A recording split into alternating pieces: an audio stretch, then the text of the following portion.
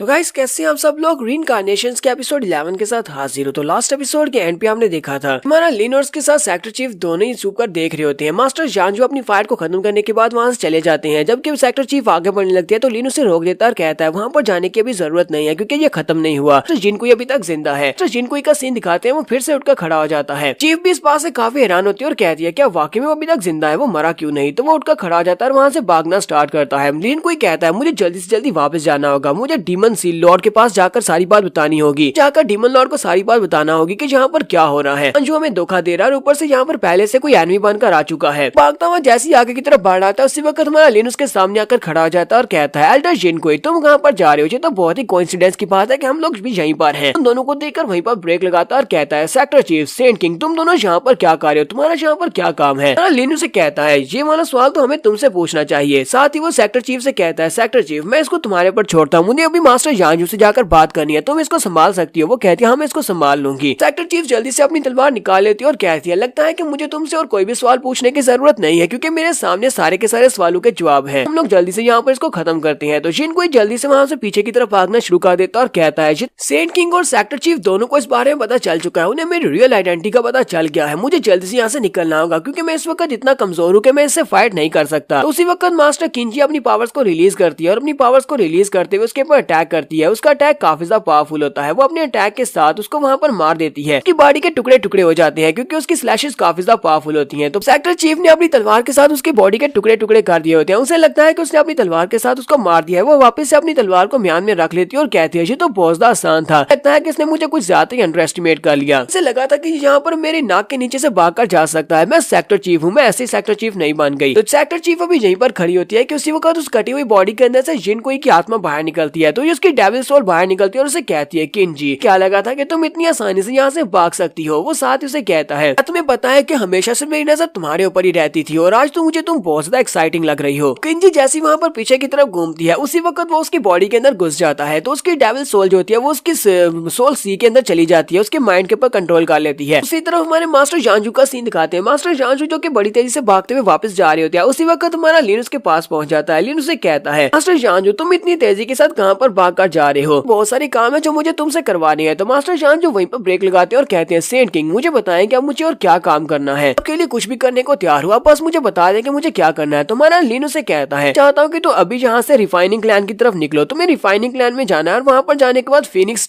Spear को उठाकर लाना है क्योंकि तुम अभी अभी वहाँ पर जिनकोई को मार कर आ रहे हो। लेकिन असल बात तो यह है कि जिनकोई मरा नहीं है, वो अभी भी जिंदा है और मैं अभी जाकर उसको वहाँ पर मारने वाला हूँ। ये तुम्हारी एक बहुत बड़ी गलती थी। अगर वो वहाँ जिंदा रहता और तुम वापस डीमन सी लैंड में चला जाता है जहाँ से भी वो आया है, सुबह के वक्त ही तुम्हारा सर कट जाता, तुम यहाँ पर नहीं बच पाते। इसलिए जाओ जाकर मेरा ये वाला काम करके आओ। अंजू ये बात सुनने के बाद हैरान होते हैं और कहते हैं लेकिन मैंने तो उसे मार दिया था। साथ ही वो से कहता है ठीक है सेंट किंग प्लीज मुझे माफ कर दे, मेरे से बहुत बड़ी गलती हो गई। अच्छा ठीक है आपने मुझे जो भी कहा है वो मैं करके आऊंगा, इस बार मैं आपके लिए वो फीनिक्स स्पीयर लेकर आता हूँ। उसे कहते हैं तो फिर जाओ। तो हमारा लिन वहाँ से गायब हो जाता है। तो मास्टर जानजू भी वहाँ से निकल जाते हैं, रिफाइनिंग क्लैन की तरफ चले गए वहाँ से उस डीमन फीनिक्स स्पीयर को लेने के लिए। लिन वहाँ से वापस सेक्टर चीफ के पास पहुंचता है। तो वहाँ पर मास्टर लिन कोई की बॉडी कटी पड़ी होती है जबकि मास्टर सेक्टर चीफ भी वहाँ पर बेहोश हो चुकी होती है। तो सेक्टर चीफ के बेहोश होने के बाद लिन कहता है कि यहाँ पर कुछ बहुत ही ट्रबलसम हुआ है। तो वो सेक्टर चीफ की तरफ देख के पहचान जाता है और कहता है इसकी डिवाइन सेंस को जिनकोई ने अपनी स्पेस के अंदर सक कर लिया है। इसका मतलब यह है कि उसे अपनी स्पेस के अंदर वो बहुत ज्यादा टॉर्चर कर रहा होगा। सीन हमें जिनकोई की स्पेस के अंदर का दिखाया जाता है, ये उसके माइंड के अंदर का सीन होता है। तो जहाँ पर सेक्टर चीफ को एक रस्सी के साथ बांधकर उल्टा लटका रखा होता है। तो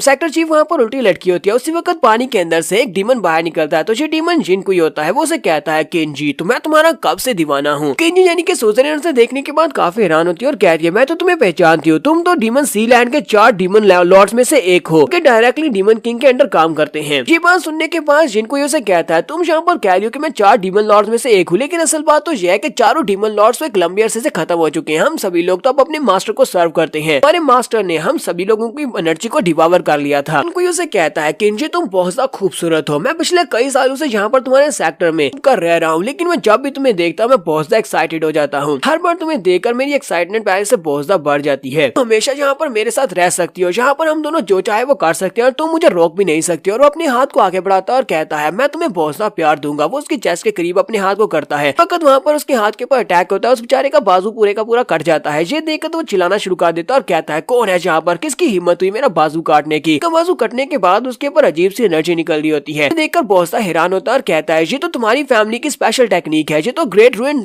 ड्रीम टेक्निक है, ये वाली टेक्निक तुम्हारे अलावा कौन परफॉर्म कर सकता है। तो वो साइड के ऊपर देखता है तो वहाँ पर हमारा लिन खड़ा होता है। लिन उसे कहता है ना तो एक इंसान हो ना तुम एक घोस्ट हो, तुम एक डिमोनाइज्ड मॉन्स्टर हो। डीमन सी के तुम्हारे जैसे एक मॉन्स्टर को मारना काफी ज्यादा मुश्किल हो सकता है, लेकिन फिर भी मैं तुम्हें मार सकता हूँ। ये देखने के बाद तो जिन कोई भी बहुत ज्यादा हैरान होता है और कहता है ऐसा कैसे हो सकता है, होंगमेंग कॉन्टिनेंट के ऊपर तुम्हारे जैसा एक इंसान कैसे हो सकता है जो कि डिवाइन माइंड या फिर डिवाइन सेंस का एक्सपर्ट हो, इस तरह नहीं हो सकता। लिन उसे कहता है हेल में जाकर हेल के किंग से पूछना कि यहाँ पर ऐसा कैसे हो सकता है, और साथ ही वहाँ पर उसके ऊपर अटैक करता है। तो लिन जब अपने डिवाइन माइंड के साथ उसके ऊपर अटैक करता है तो सिर्फ एक ही झटके में उसको मार देता है। उसको मारने के बाद में सेक्टर चीफ जो होती है वो उसके माइंड के अंदर से बाहर निकल आती है, उसको होश आती है, वो सामने उठकर बैठती है और लिन से कहती है तुम्हारा बहुत बहुत शुक्रिया। लिन उसे कहता है तुम्हें थैंक यू बोलने की जरूरत नहीं है, ये तो बस एक छोटा सा फेवर था। सेक्टर चीफ उसे कहती है अब ये भी जिस चीज को मैंने देखा क्या वो वाकई में हमारा जिन कोई था, वो हमारे सेक्टर का एक एल्डर था। लिन उसे कहता हाँ तुमने अपने डिवाइन सी के अंदर जिस चीज को देखा था वो उसकी फाइनल फॉर्म थी, वो एक डिमोनाइज्ड जिन कोई था। सेक्टर चीफ कहती है इनकी ये वाली ट्रिक तो बहुत ज्यादा खतरनाक है, डीमन सेक्टर के लोगों के पास और कितनी इस तरह की ट्रिक्स हैं। अगर हम लोग आपस में जंग करते हैं तो मुझे नहीं लगता कि हम लोग इस जंग को जीत पाएंगे, क्योंकि उन लोगों के पास बहुत सारी ट्रिक्स हैं और वो बहुत ज्यादा पावरफुल भी हैं। ऊपर से इन लोगों ने अपने कुछ लोगों को पहले से हमारे सेक्टर में स्पाई बनाकर भेज दिया हुआ है, अब हम इन सभी लोगों को कैसे रोकने वाले हैं। लिन उसे कहता है तुम्हें यहाँ पर ज्यादा परेशान होने की जरूरत नहीं है, हालांकि तुम इनको सोच कर परेशान हो सकती हो, लेकिन मैं तुम्हें इन सब सिचुएशन से निकलने में काफी ज्यादा मदद करूंगा। सबसे पहले तो हमारा मिशन ये है कि हम लोग अपने सेक्टर को रिवाइव करेंगे, इसको पावरफुल बनाएंगे, उसके बाद हम लोग रेड हीवन पवेलियन को तोड़ेंगे, उसके बाद हम लोग डीमन सी के ऊपर अटैक करेंगे, पर हम लोग होंगमेंग टूर्नामेंट को जीत जाए, उसके बाद हम लोग डाउ रिवर के अंदर जितने भी ट्रेजर्स हैं वो सभी के सभी ट्रेजर्स के ऊपर कब्जा कर लेंगे और अपनी स्पिरिचुअल एनर्जी को बढ़ाएंगे, जिससे हमारा सेक्टर रिवाइव कर सकता है। लिन जो सेक्टर चीफ को छोड़ने के बाद अपने रूम में जब वापस आता है तो एल्डर जैंग किंग पहले से उस रूम में होती है, वो बिस्तर के ऊपर पहले से सो चुकी होती है। कहता है ये तो पहले से सो चुकी है, चलो ठीक है फिर मैं भी यहीं पर सो जाता हूँ। वो भी बिस्तर पर उसके साथ ही सो जाता है। सुबह के वक्त